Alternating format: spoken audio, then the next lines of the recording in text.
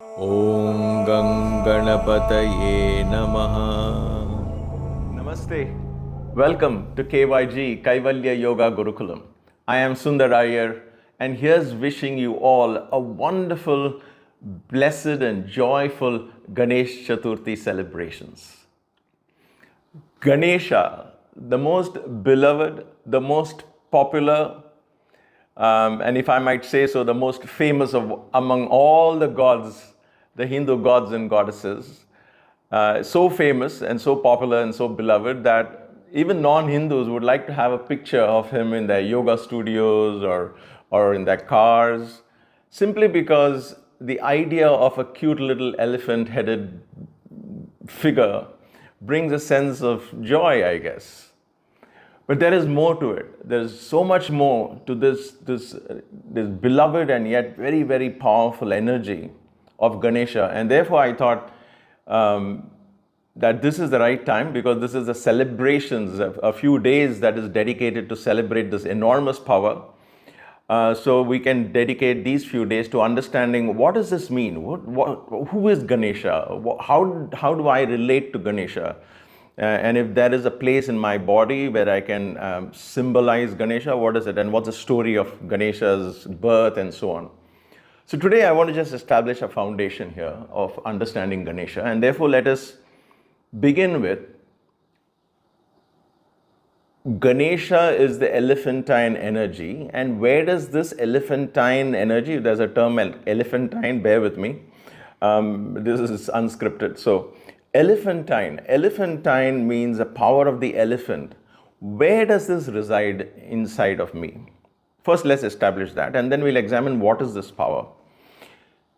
The place where Ganesha resides in our body, because we need that, right? In all just not only yogic forms of meditation, but in the entire principle of these teachings of the Puranas and Sanatana Dharma is internalizing the macrocosm in the microcosm. And therefore, if I understand this microcosm, then the macrocosm becomes very easy to comprehend, because this represents the entire universe. So while Ganesha is the omnipresent, omnipotent energy of the universe, how and where does he reside in me? So for this, I have to go back to the Vedanta, to the Vedic chants. And one of the most powerful and popular chants is the Ganesha Atharva Shirsham. Many of you might know it, for those of you who are chanting this regularly, and someday we will learn it as part of KYG teachings.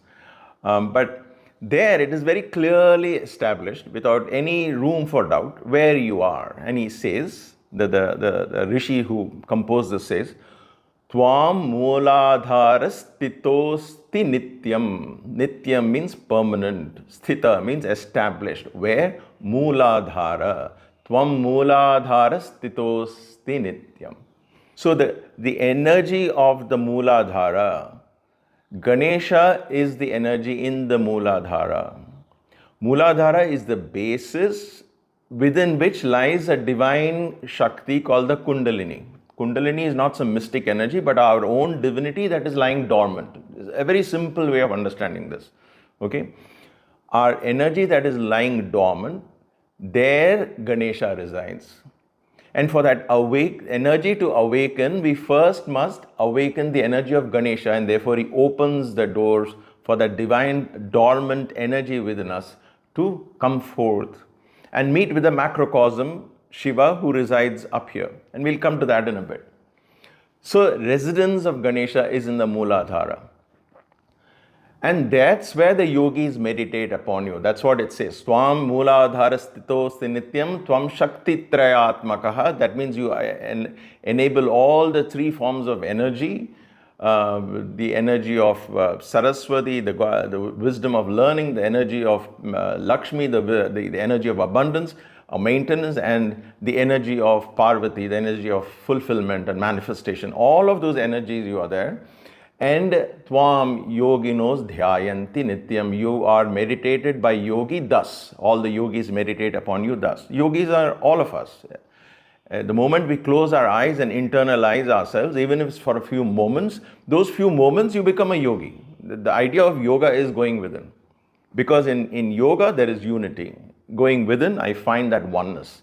Now, Mooladhara, what does it represent? Again, very simply put, the base of the spine represents the depths of your mind, the innermost depth of your mind. In other words, in the depths of the chitta, or I'm going to use this term consciously, though it's not a complete definition, but nevertheless, for you and I to understand chitta, we will simply use the word subconscious mind at this point because it's easy to relate to it in English, in common sense terms.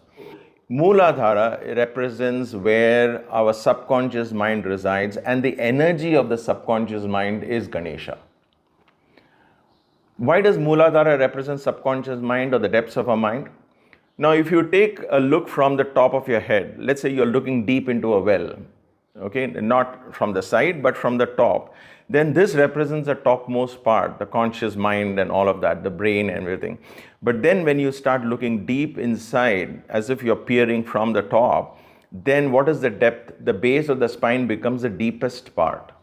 And that is the house of our subconscious, unconscious, where we hold memories of not just this lifetime, memories of events, memories of lessons learned, such as fire is hot, don't touch fire. It's a lesson we learned. It is stored in our subconscious. Our driving, all the things that we do while driving, changing gears or putting brakes, everything is stored in the subconscious. So all those memories, starting from that, everything we learned in our childhood, especially from the age of 2 to 7, if you will, or 10, even we simply kept absorbing like a sponge, everything without questioning, and all of that settled where? Deep in our Mooladhara. So that Mooladhara energy is what guides our beliefs and our actions and our fears and our hopes and aspirations and limitations, and everything is determined by what we have stored there. And therefore, deep within that, not only lessons learned in this life, but then in previous lifetimes also. So that's why I said the chitta and understanding Yoga Sutras and all are more important, because we understand that it's not just the subconscious mind that the experiences learned in my childhood, but way past. So Ganesha represents that energy, and that's a powerful energy, because 95% in modern psychology, if you understand, 95% of our actions, our thoughts, our beliefs, whether we laugh or cry or respond, the way we respond to situations, the way we react to people and circumstances, are all determined, 95% of them or even more, is determined by the power of the subconscious mind. What is stored there, and how do we constantly reinforce those beliefs, and those beliefs in turn guide us in our reactions and responses. Guess what? Ganesha is that energy of that. And therefore, in the ancient yogic methods in Vedanta and all of that, at one point they were all same, they're not different paths or anything. We were taught how to harness this energy, how to awaken this powerful energy, how to harness this energy in such a way that this energy begins to give us. Ganesha is the god of fulfillment. He will give you. He has a hand which says Varada, is one of his hand is the hand of giving, and we'll explore all of this in the future vlogs. But then he's the one who gives, but he also is the one who can create obstacles and stop you from giving, from getting. So he is the creator of obstacles. He's also a remover of obstacles, if you will. And therefore, we have to understand that in that context, the subconscious mind can open the universal energies for you, but it can also prevent and create obstacles because of how we have reinforced, what are the beliefs that we have planted, and how we are reinforcing the subconscious thing. So to understand it in a more spiritual manner, in the spiritual context, especially in the context of yoga, which is my path, and I made peace with this understanding. So allow me to share my personal understanding. There are so many ways to understand these things. One is not right, one is not wrong. It's simply a variety, and I want you to open your mind to these kind of thoughts as well, because it made sense to me. I love it. These are the kind of thoughts I encourage when I close my eyes and I think of Ganesha. We have to understand the symbolism of the story of Ganesha. The Puranas are not historical events, otherwise they would have been called itihasas. Like Rama, story of Rama and story of Krishna are recorded as history. But These stories come under Puranas, means old folklore, very, very old. In other words, they are so old that we can only understand the symbolism from that. We don't have to keep debating whether it happened, didn't happen. It's a moment in history. It's not historical. It is a symbolic understanding. And therefore, that symbolism means that these stories are happening within you and within me, or these stories need to take place within you and me. So what is the story of Ganesha? How did he come about? How did he get this elephant head and so on? So it is believed that the cosmic energy, the divine principle, Shakti, Devi, if you will, she created a son of her own, Ganesha. So she got clay from the earth. Again, Mooladhara represents the earth element. And therefore she got clay from the earth. You understand the symbolism here. Why the story says energy of the earth. So she got earth energy and she made a clay. Now that simply becomes quote unquote inanimate form, right? How does she bring life into it? She takes energy from her own body. In other words, the story goes, she takes energy from her hands and her body like this and applies it. And that, in the story, says it's like sandal paste. In other words, just to give that energy of perfume or the beauty of that perfume. Again, perfume connects to sense of smell. Sense of smell is connected to the earth. So there is a correlation in every aspect of that story. But I don't want to get too technical. All I want you to take home is when the divine energy, the idea is from that Ganesha represent and has not just the clay form, that is, in other words, our subconscious mind just not has simply memories and events stored which is dead of the past, but then it is infused with divine energy and it connects to the cosmic, because the cosmic energy created Ganesha. The Shakti principle creates Ganesha. Where does Shakti reside? She resides as the Kundalini dormant in the Mooladhara, and so from there she creates. Again, giving us a key how to awaken this dormant energy. Without this, understanding this energy, not only we cannot awaken that dormant energy, we can perhaps not do anything. Nothing creative, nothing productive can happen without understanding this. Okay? And that's why we first worship him. In other words, we evoke that energy and say, all right, now I understood who you are. So when I invoke that huge energy, and then creativity begins to flow, productivity begins to flow, ideas begin to flow, guidance comes from within, and then you are able to live the life the way you want. So she creates Ganesha. The divine cosmic energy, the Shakti principle, the primordial Devi principle creates Ganesha. In other words, Ganesha has a link to the cosmic energy. Okay? That means our subconscious mind is linked to the universal intelligence. That's how we got to understand that. Okay? So that is one part. Now the story goes further. So once she has created Ganesha, and that time he didn't have the elephant head. She simply created a beautiful looking boy and gave that cosmic energy and all of that. That power was immense. That boy supposed to have had immense power. In other words, when we first understand divinity, and when we first begin to understand what we are capable of, what happens is that initially that power is uncontrolled. We don't know how to control that energy. That's why you and I get flashes of intuition. We get a divine guidance here and there, but then certain things happen big to us, certain things don't happen. That energy from within us, we don't know how to control it, harness it. And that was what Ganesha was. It was an uncontrolled energy. So the story goes to say that one day Parvati, the divine Shakti in the story, the mother of Ganesha, she tells Ganesha, please guard my entrance. I'm going within the innermost quarters. I want to take some rest. So you guard the entrance and don't let anyone in. Tvam Mooladhara stitosti nityam. She says, you stay in the Mooladhara and I'm going inside the Mooladhara to rest. So Shakti is gone to a dormant state and Ganesha is guarding the entrance. That is within us. The divinity is now taking rest and Ganesha is guarding the entrance. Which Ganesha? Not the Ganesha with the elephant head, but Ganesha with the ego head. The one who's got a lot of powers but don't know how to control it. Okay, his mother has created him, so he is all happy and full of power. So now there's no wisdom there. There is no moderation there, I guess, in that story, the way we understand that energy when it arises. And therefore, the story goes that Shiva decides, Shiva is the husband of Parvati, the god of the universe, if you will. So Shiva decides to visit Parvati. So as he comes to see her, this little child blocks the entrance. Nobody is allowed.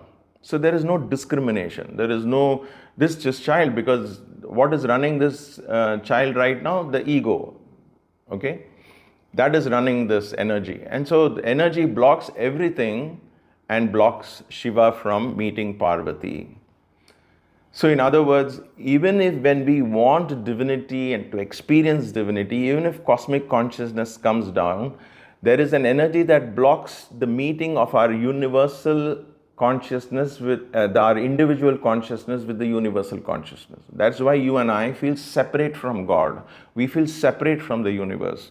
We become individualized because there is an energy that's blocking that flow. That Ganesha without the elephant head in us, in you and me today, even today, that's why we need to invoke this Ganesha, right? So how did he get this elephant head? So again, let's go back to that story.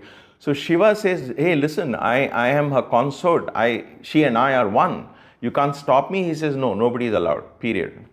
So then Shiva removes his head, the head that is not wise, the head that is filled with ego, and that simply follows instructions for the sake of following instructions without applying that divine wisdom, applying the instruction in a divine wisdom way. In other words, guided. That kind of ego is what you and I do, right? We do things for the sake of doing it. Everybody is doing it, I have to do it. And that's how we become dogmatic, we become very ritualistic in our thinking and so on and so forth, thus blocking the divine energy, and that's blocking our connection with the universe. So what does Shiva do? He says, this head won't do for you. This is coming in the way. So he removes that head. Now the story goes, and these days with this extra dramatism and the way televisions and other portray it, it's gory, right? And we have these weird stories coming up. But just stick to the symbolism. So Shiva cuts off his head. The story goes like that. But in other words, Shiva replaces the head, that head, the human head, with the head of the elephant. He replaces the head of the elephant. So that's where the symbolism comes. Once the head of the elephant comes onto the body, then suddenly Ganesha realizes, oh my God, this is the divine energy. How can I separate my father and mother? And therefore he steps aside and allows the meeting to happen, and therefore the meeting happens. In other words, the individual consciousness that is lying dormant, Shakti, she is able to receive the universal consciousness, Shiva, into her quarters, into the Mooladhara, and then the whole energy opens, right? Who was blocking it and who allowed it? Ganesha. So we have to understand the symbolism of the elephant head. We have to understand the symbolism of the energy now that is associated with Ganesha. Ganesha is that powerful energy that can even block Shiva from meeting Shakti. In other words, it has the energy to block the universal consciousness from coming and merging with your individual consciousness. And therefore, when we invoke this Ganesha, the Ganesha that is the Gajamukha Gananatha. Gajamukha is the one who's elephant-faced. Gananatha, the Lord of all the Ganas. The Lord Ganas are little demons, if you will, not demons in a lighter way. Ganas are those little things, our subconscious thought patterns and all those beliefs and all of our past that is held inside those Ganas. He's the Lord of those Ganas. So we awaken him. Therefore, we can harness all the energies of those Ganas, the entire armies of them that we have collected over the many births. They will in turn come to serve us and help us achieve and live life to its fullest. My dear friends, we'll explore more of this. I don't want to make this into a long lecture, but we'll go into it in another blog from now onwards. I want you to just in this blog understand that Ganesha represents the power of the subconscious mind. And if the power of the subconscious mind is to be first tackled before understanding anything else in life, otherwise you and I can be praying for the rest of our life. We can be doing japas and meditations and yoga and all kinds of austerities and penance. But if we have not understood and harnessed the energies of what this divine energy of Ganesha is within us and allow Ganesha to open the door, nothing is going to happen. You and I will be going around in circles. And that's why most of us go from one retreat to another, one book to another, one guru to another guru, and we're just going on in circles. Ask yourself, what has happened in the last 10 years of your life, 20 years of your life, 30 years of your life? We can pat ourselves on the back that we did so many pujas, so many rituals, so many this and so many that, but what has that done to you? Has it made you feel more empowered, more enriched? Do you truly experience abundance in your life? Truly experience that peace? If not, then there is a Ganesha that needs to be awakened. There is the energy of Ganesha that needs to be harnessed. And when that is harnessed, believe me, whatever the illness could be, however serious your illness is, physical illness, or however weird and difficult your circumstances in life is, whether it's a difficulty in relationship or finance or all of that, you will learn to make peace with. And suddenly those things, I'm not saying that you'll get healed or you'll get rich, but you'll make peace with it. And then you will find those obstacles are no longer obstacles. They're actually energies helping you evolve. That is why Ganesha is not a remover of obstacles. The subconscious mind does not remove obstacles. The word obstacles means it is there in the subconscious mind. Removing or having it or all that is immaterial. That's grammar. So don't think of obstacles. Please remove obstacles. Please remove obstacles. Guess what? The subconscious mind is going to register obstacles in your life. Ganesha is not a remover of obstacles. He makes peace. Sarva vignopa shantaye. He makes peace with these obstacles. You're not going to fight with those obstacles. You're not going to fight with your illness. You're not going to fight with your weaknesses. You're not going to fight with your difficult circumstances in life, whether you're stuck in a loan or stuck in a dry relationship. I don't know, whatever it is that you right now is bothering you, don't fight it. Don't pray that it should go away. Don't fight it. Make peace with it. Make peace with it. Accept it. Make peace. When you make peace, sarva vignopa shanti, when you make peace with the vignas or the obstacles, if you will, when you make peace, what happens when you make peace with an enemy? There is no enemy, correct? So you don't keep fighting the enemy, because one soldier goes on, another will come and another will come, and that fighting will go on, right? Don't fight. It's not a time for war, at least no internal wars. Make peace. When you make peace, sarva vignopa shanti, when you make peace, then there is no enemy to fight. There is no obstacles that you need to worry about at all. So make peace. That is the energy of Ganesha. And all of this is related to so many prayers. Every time I may not draw from those prayers. If I can, I will. I don't want to make it too technical. But today, understand the energy of Ganesha residing in the Mooladhara, in the base of your spine. Right in the center of the Mooladhara, close your eyes and meditate. And then we'll understand why is number 4. Why do we meditate? And number 4 is related to Ganesha. What are the 4 hands of Ganesha give? What are the gifts that he holds in these 4 hands that he's going to give us? We've understood what is the significance, deeper significance of this elephant head. Why couldn't it have been a lion's head? Or the head of some other animal, your favorite animal? Mine being the elephant, one of them. And therefore, why the elephant head? We'll explore all this a little more detail as we go, and as these days continue. About 9 or 10 days is dedicated to the celebrations. So let's take one aspect at a time of this beautiful energy at a time, and meditate upon these things. Rituals and pujas and all of that we do are manifestations of what we truly meditate. You and I can sit in relax in a recliner, if you will, and think of Ganesha and think of these thoughts. Automatically, you're going deep inside and awakening this divine, beautiful, powerful energy of Ganesha. So, until we meet again, stay blessed, stay inspired as always, and enjoy this divine being within you. Namaste, and thank you for watching. ॐ गं गणपतये नमः।